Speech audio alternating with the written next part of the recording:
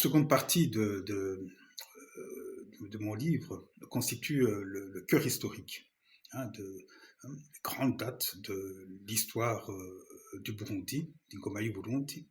Alors, elles s'inscrivent dans les humanités classiques africaines. Cette chronologie va commencer il y a 13,7 milliards d'années, avec la naissance de notre univers, hein, et remonte jusqu'à l'apparition de l'humain, il y a 20 millions d'années dans les Grands Lacs. Je documente les différentes révolutions cognitives qui sont liées justement au, à l'évolution du crâne humain, euh, euh, les révolutions agricoles, philosophiques, techniques et scientifiques et industrielles qui se sont déroulées sous le sol burundais et africain.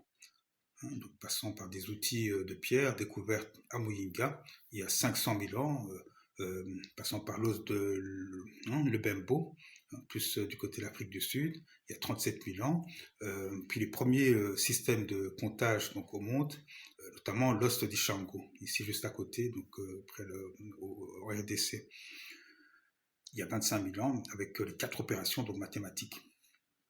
Je retrace aussi les différentes dynasties qui se sont succédées d'Ingomaï Burundi. Les Vahami, donc on a les Baha, bien sûr les Ha, c'est ceux du lieu de départ. Hein, donc le lieu de départ, c'est la région des Grands Lacs africains.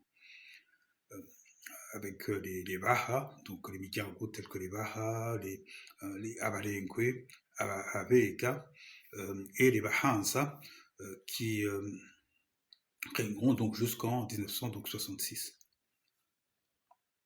Alors, je documente les règnes des grands Vahami et des Vahan aussi, les planificateurs visionnaires qui les accompagnaient, hein, qui sont liés certainement encore à la vision du tambour. Hein. Comme je vous ai dit, Ngoma, il y a toujours le monde donc, non existant, le monde invisible ici, et le monde extérieur, le monde existant. Donc on a toujours un peu des institutions qui mimétisent en fait qui se mimétisent à la manière du tambour. Alors les conquêtes, je parle aussi des conquêtes, les alliances et l'épanouissement donc millénaire en tout cas de l'État Ngoma Burundi. Puis alors vient la rupture coloniale.